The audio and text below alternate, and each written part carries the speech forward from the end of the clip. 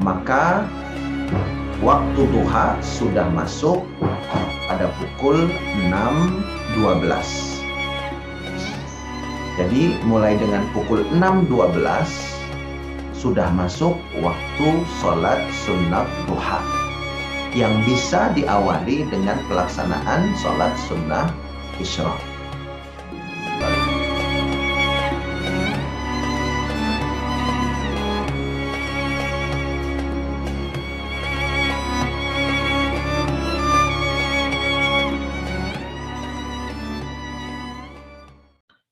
Jamaah rahimakumullah, kita lanjutkan ta'lim fikih imamuna al-imam Syafi'i, masih membahas tentang tuntunan sholat sunnah sepanjang hari. Pada pertemuan yang lalu kita sudah membahas mengenai sholat sunnah qabliyah subuh, atau yang di dalam hadis disebut dengan 2 rakaat fajar atau sholat sunnah fajar. Dan alhamdulillah sudah kami jelaskan sesuai dengan tuntunan Rasulullah SAW. Dan ada yang bertanya, apakah ketika kita sholat sunnah qabliyah subuh, kemudian niat kita yang kita lafalkan itu bukan sholat sunnah qabliyah subuh, tetapi sholat sunnah fajar. Apakah sholat sunnah itu sah? Jamaah rahimakumullah, jawabannya kita kembalikan kepada hadis yang sahih yang membuka mayoritas kitab-kitab hadis yang mu'tamad atau yang diakui oleh para ulama, yaitu hadis mengenai niat, di mana Rasulullah SAW diriwayatkan oleh Sayyidina Umar bin Khattab bersabda, innamal a'malu binniyat. Sesungguhnya segala perbuatan itu tergantung dengan niatnya masing-masing.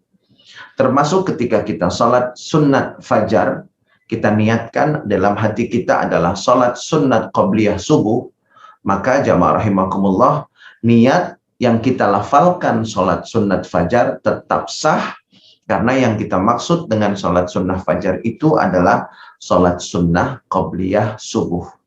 Jadi baik niatnya itu usalli sunnatas subhi rak'ataini qabliyatan lillahi ta'ala, atau usalli sunnatal fajri rak'ataini lillahi ta'ala, ketika kita niatkan bahwa maksudnya adalah sholat sunnah qabliyah subuh, maka niat tersebut pun dianggap sah dan sama dengan niat sholat sunnah qabliyah subuh. Kemudian jamaah rahimakumullah, pada pertemuan yang lalu kita juga sudah membahas mengenai rangkaian sholat sunnah berikutnya yang bisa kita lakukan sepanjang hari, yaitu sholat sunnah isyraq. Kemudian pada pertemuan kali ini kita akan lanjutkan, karena sholat sunnah isyraq ini dilaksanakan di awal masuknya waktu sholat sunnah duha, maka kemudian sholat sunnah yang menyusul sholat sunnah isyraq ini adalah sholat sunnah duha. Jamaah rahimakumullah, untuk sekedar mengingatkan bahwa masuk waktu sholat sunnah duha adalah ketika matahari naik sepenggalahan. Dan kalau kita konversi ke dalam jam, maka kurang lebih sekitar 15 menit setelah waktu terbit matahari. Jadi kalau sekarang umpamanya waktu terbit matahari di wilayah Ciracas adalah pukul 5.57, maka waktu duha sudah masuk pada pukul 6.12. Jadi mulai dengan pukul 6.12 sudah masuk waktu sholat sunnah duha yang bisa diawali dengan pelaksanaan sholat sunnah isyraq. Lalu kemudian untuk sholat sunnah duha, kapan waktu berakhirnya sholat sunnah duha? Jamaah rahimakumullah, waktunya adalah menjelang masuknya waktu zuhur. Dan kemudian para ulama menyederhanakan untuk kita agar lebih memudahkan untuk mengambil patokan kapan berakhir waktu salat sunat duha, yaitu sekitar 10 sampai 15 menit sebelum waktu zuhur. Dan untuk lebih amannya, maka saya rekomendasikan kita ambil amannya adalah 15 menit sebelum waktu zuhur. Sehingga bisa kita simpulkan bahwa waktu sholat sunat duha itu adalah 15 menit setelah terbit matahari dan 15 menit menjelang waktu zuhur. Ini mengenai durasi atau waktu pelaksanaan sholat sunat duha. Kemudian jamaah rahimakumullah, mengenai sholat sunat duha yang seringkali dikaitkan dengan sholat pembuka rezeki, sebenarnya memang dari hadis-hadis yang sahih tidak secara eksplisit mengatakan bahwa sholat sunat duha ini membuka dan memudahkan rezeki. Dan saya juga pernah mengingatkan di dalam taklim Sabtu subuh bahwa kita jaga betul agar ibadah kita ini tidak berorientasi dunia semata, tetapi selalu nomor satunya adalah mencari ridha Allah Subhanahu wa Ta'ala. Lalu kemudian baru kita memiliki hajat duniawi, dan ini dibolehkan seperti penjelasan Al-Imam Ibn Hajar Al-Asqalani di dalam kitab beliau Fathul Bari ketika menjelaskan hadis tentang masalah niat yang diriwayatkan dari Umar bin Khattab. Jadi niatkan untuk Allah lillahi ta'ala, lalu kemudian nomor 2-nya baru dunia. Termasuk salat sunat duha, jamaah rahimakumullah, ini banyak sekali niatnya adalah supaya nomor 1-nya itu rezeki terbuka. Jamaah rahimakumullah, yang saya rekomendasikan adalah seperti yang disampaikan oleh Al-Imam Ibnu Hajar Al-Asqalani, nomor 1-nya lillahi ta'ala, sesuai niat kita. Lillahi ta'ala, karena Allah Subhanahu wa Ta'ala, dan kemudian mudah-mudahan rezeki saya diberkahi dan dimudahkan oleh Allah Subhanahu wa Ta'ala. Kira-kira seperti inilah adab-adab kita berniat dalam berbagai ibadah yang kita lakukan, baik itu sholat sunnah, baik itu sholat fardu, baik itu sedekah, infak, wakaf. Nomor 1-nya lillahi ta'ala, lalu kemudian ketika ada hajat dunia baru boleh disebutkan sebagai nomor yang kedua. Jamaah rahimakumullah, sholat sunat duha jumlah rakaatnya minimum adalah 2 rakaat. Lalu kemudian mengenai jumlah maksimumnya ada 2 pendapat karena ada 2 riwayat. Yang pertama adalah hadis yang diriwayatkan oleh Sayyidah Aisyah mengatakan bahwa Rasulullah sallallahu alaihi wasallam dakhala baiti thumma shalla 8 rakaat. Rasulullah masuk ke dalam rumahku, kemudian beliau salat duha 8 rakaat. Sehingga sebagian ulama mengatakan bahwa jumlah maksimum sholat duha itu adalah 8 rakaat. Lalu kemudian ada hadis lain, riwayat Sayyidina Anas bin Malik radhiyallahu ta'ala anhu warḍah, di mana beliau meriwayatkan sabda Rasulullah sallallahu alaihi wasallam, barang siapa yang salat 12 rakaat, 12 rakaat, banallahu qasran fil jannah. Allah akan membangunkan sebuah istana untuknya di dalam surga. Jadi jamaah rahimakumullah, dari 2 riwayat ini ada 2 pendapat mengenai jumlah maksimum sholat sunat duha. Ada yang mengatakan 8 rakaat, kemudian ada yang mengatakan 12 rakaat. Dan dua-duanya boleh kita amalkan. Kalau kita meyakini atau memilih yang 8 rakaat, maka silahkan jumlah maksimalnya 8. Bagi yang ingin memilih 12 rakaat, maka silahkan dilaksanakan 12 rakaat. Dua-duanya sama-sama dibolehkan karena masing-masing memang berlandaskan dengan hadis-hadis yang diriwayatkan dari Aisyah dan juga dari Sayyidina Anas ibn Malik radhiyallahu ta'ala anhuma wa ardahuma. Untuk pelaksanaan sholat duha yang lebih dari 2 rakaat, maka jamaah rahimakumullah boleh dilaksanakan 4 rakaat 1 salam atau 2 rakaat 1 salam, 2 rakaat 1 salam, dan demikian seterusnya. Dan berbicara mengenai yang afdal, maka memang di dalam madhab imamuna al-imam Syafi'i, sholat sunnah itu afdalnya dilakukan 2 rakaat salam, 2 rakaat salam, 2 rakaat salam, dan demikian seterusnya. Namun sekali lagi bukan berarti bagi yang sholat sunnahnya 4 rakaat 1 salam itu tidak sah, tetap sah. Namun di dalam mazhab Imam Syafi'i yang afdalnya adalah 2, 2, 2, dan demikian seterusnya.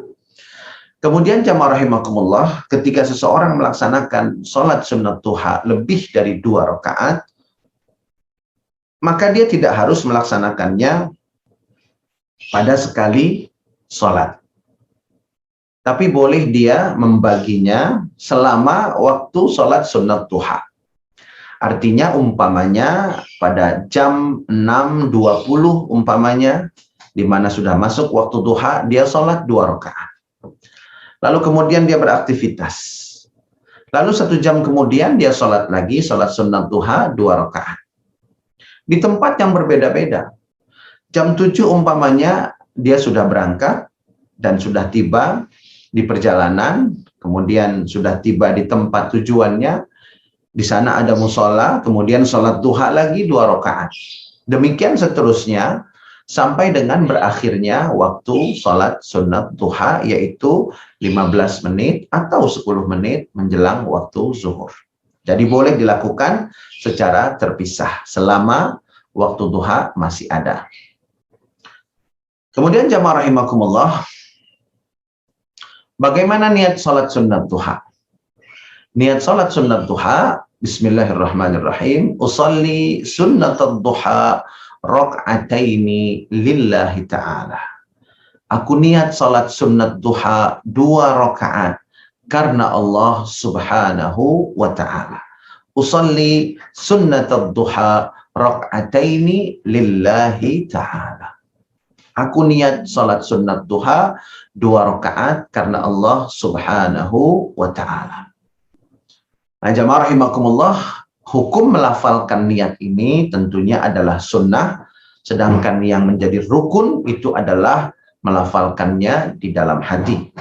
Sehingga bagi yang melafalkannya dengan lisan, maka itu memperkuat niat di dalam hati.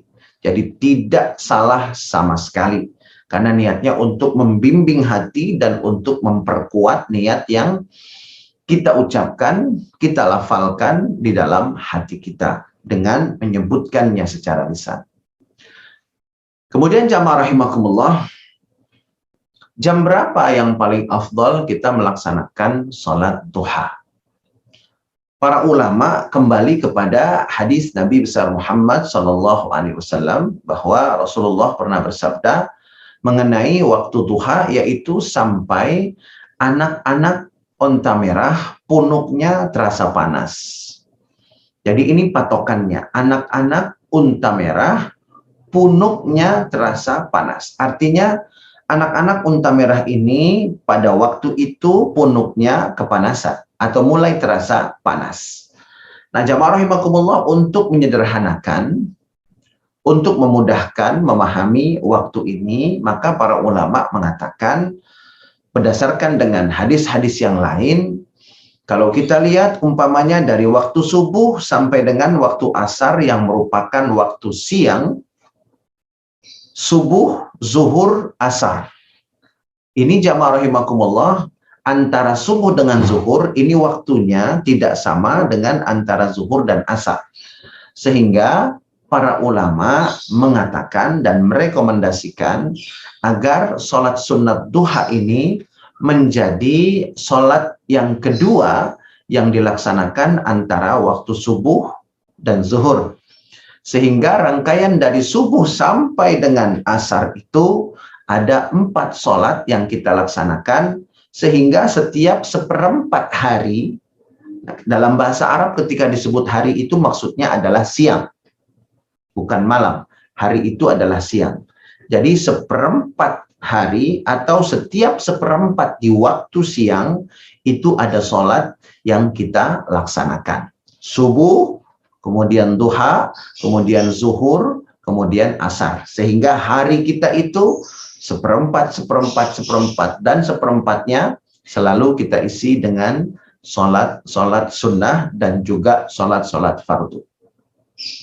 Jamaah rahimakumullah, kalau kita hitung seperempat, maka jamaah rahimakumullah kita akan dapati kira-kira antara pukul 9 sampai dengan pukul 10 atau setengah 11. Jadi jamaah rahimakumullah, kira-kira jam 9 pagi atau setengah 11 pagi, itu adalah waktu yang paling direkomendasikan untuk melaksanakan sholat duha, atau waktu yang paling afdal untuk melaksanakan sholat sunat duha. Meskipun sekali lagi boleh kita laksanakan sholat sunat duha itu 15 menit setelah matahari terbit atau 15 menit menjelang datangnya waktu zuhur. Jamaah rahimakumullah, lalu ayat apa yang kita baca dalam sholat sunat duha kita? Para ulama diantaranya saya ingin mengambil pendapat Al-Imam An-Nawawi. Beliau mengatakan bahwa yang disunnahkan adalah pada rakaat yang pertama dalam sholat sunat duha kita membaca surah Wasyamsi wa duhaha. Jadi surat Asy-Syams pada rakaat yang pertama. Kemudian pada rakaat yang kedua, kalau kita melaksanakan sholat duha ini dua rakaat, maka jamaah rahimakumullah pada rakaat yang keduanya kita membaca surah Al-Kafirun. Namun boleh saja kita ganti membacanya, umpamanya rakaat pertama surah Al-Kafirun, rakaat keduanya surah Al-Ikhlas. Boleh, sah, dan tidak mengurangi apapun dari sholat sunat duha kita. Hanya saja barangkali sesuai dengan apa yang disampaikan para ulama, maka yang memang afdalnya itu pada rakaat pertama membaca surah Asy-Syams. Atau boleh juga pada rakaat pertama membaca surah Ad-Duha, Wad-Duha wal-Laili idza saja. Kemudian rakaat kedua membaca Alam Nashrah Laka Sadrak, surah Al-Insyirah. Atau boleh juga pada rakaat yang pertama membaca surah Asy-Syams dan rakaat yang kedua membaca surah Ad-Duha. Jadi untuk pilihan surah yang dibaca di dalam sholat sunat duha, seperti sholat sunnah lainnya itu sangat fleksibel. Hanya saja jika kita ingin mencari yang lebih afdal, maka silahkan dibaca pada rakaat yang pertamanya surah Asy-Syams. Kemudian jamaah rahimakumullah, masih mengenai sholat duha. Ada banyak pertanyaan mengenai sholat sunat duha, yaitu apakah boleh sholat sunat duha ini dilaksanakan secara berjamaah? Jamaah rahimakumullah, sholat sunat duha tidak termasuk 7 jenis sholat yang disunnahkan untuk dilaksanakan secara berjamaah di dalam madhab imamuna al-Imam Syafi'i. Yang disunnahkan untuk dilaksanakan berjamaah yaitu 2 sholat id, 2 sholat gerhana. Jadi sholat Idul Fitri, sholat Idul Adha, sholat gerhana matahari, sholat gerhana bulan. Kemudian sholat istisqa, meminta hujan. Kemudian yang ke-6 dan ke-7 adalah sholat sunnat tarawih dan witir setelah tarawih.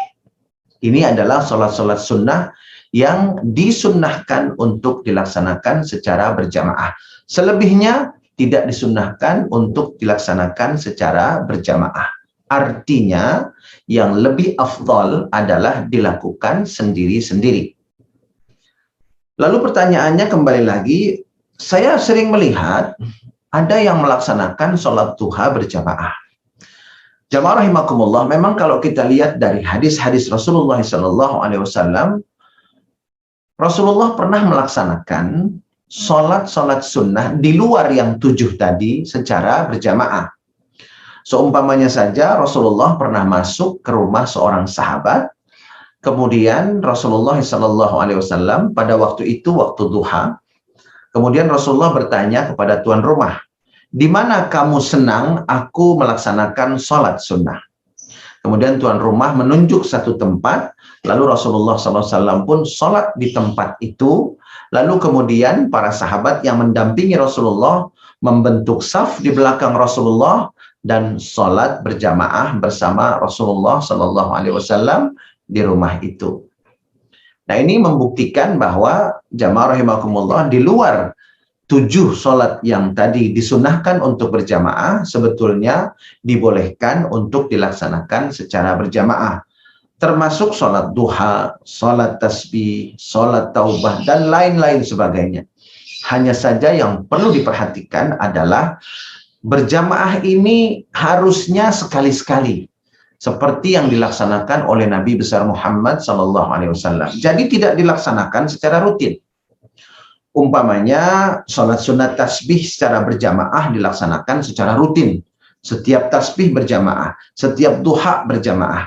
Nah, jamaah rahimakumullah, hal ini tidak disunnahkan. Karena yang afdolnya di luar 7 jenis sholat tadi, afdolnya adalah dilaksanakan sendiri-sendiri. Namun umpamanya dalam rangka mengajarkan murid-murid untuk terbiasa sholat duha, sekali-sekali Pak Guru menjadi imam sholat duha diikuti oleh murid-muridnya. Nah, kalau sekali-sekali dibolehkan. Tapi kalau secara rutin tidak dianjurkan.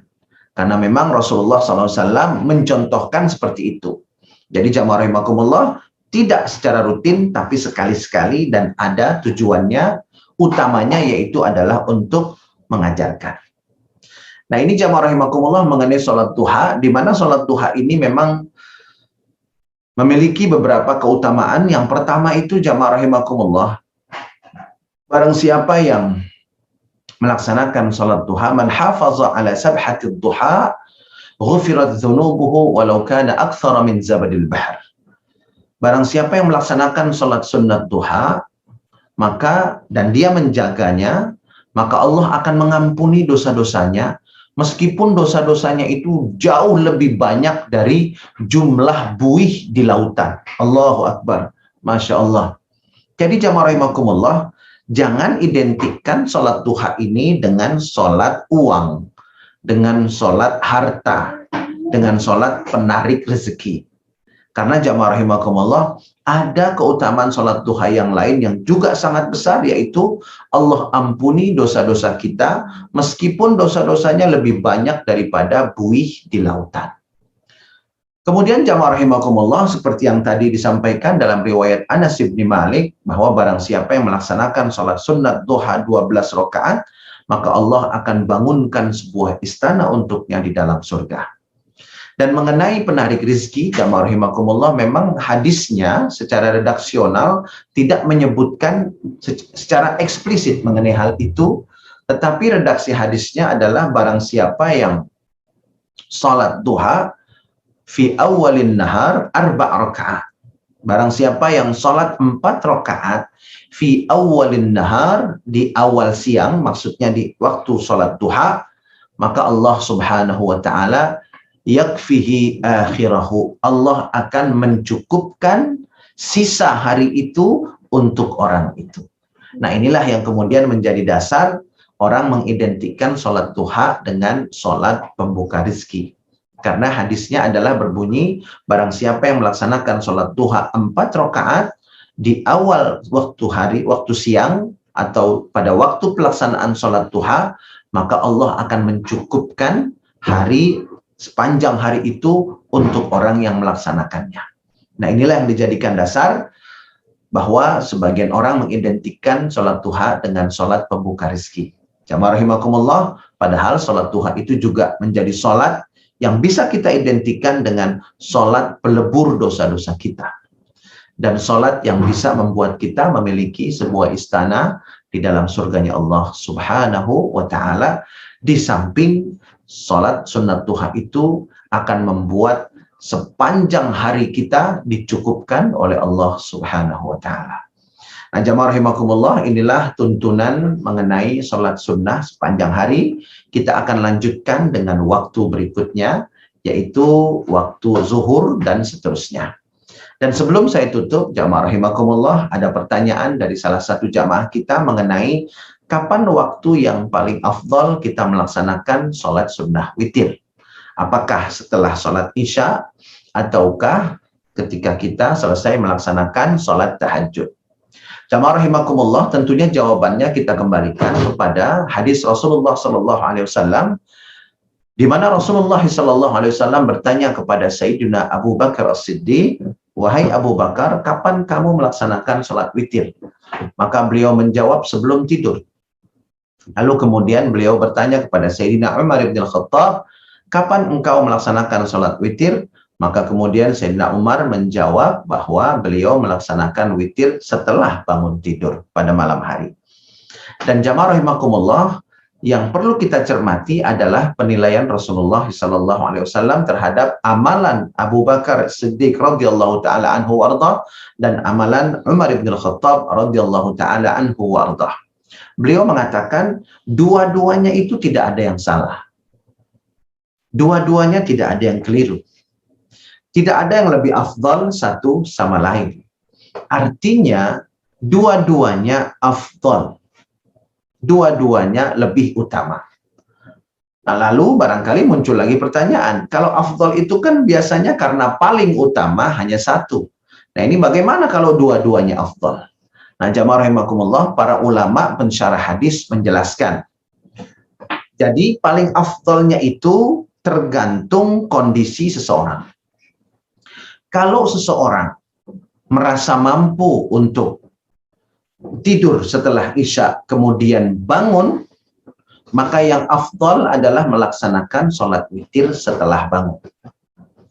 Tapi kalau seandainya seseorang merasa tidak mampu untuk bangun setelah tidur, artinya kalau dia tidur bangunnya mungkin langsung subuh. Nah, maka yang lebih afdal adalah melaksanakan sholat sunnah witir sebelum tidur.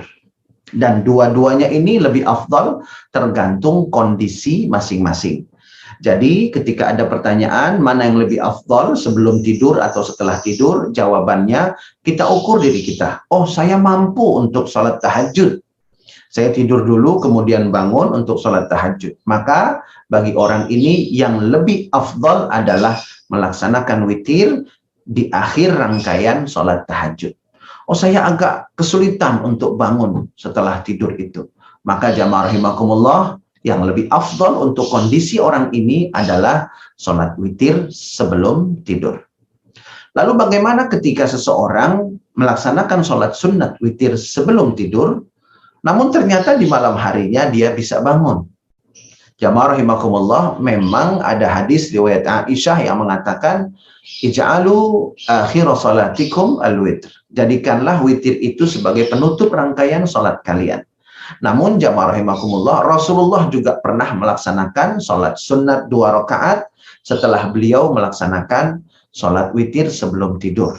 Artinya tetap kita dibolehkan secara syar'i sebelum tidur kita witir, lalu ternyata bangun sebelum subuh, kita tetap boleh melaksanakan sholat sunat tahajud, tetapi tidak lagi ditutup dengan sholat sunat witir. Mudah-mudahan penjelasan ini bisa difahami dan mudah-mudahan bisa kita amalkan bersama-sama sehingga menambah amal dan ubudiyah kita kepada Allah Subhanahu wa taala.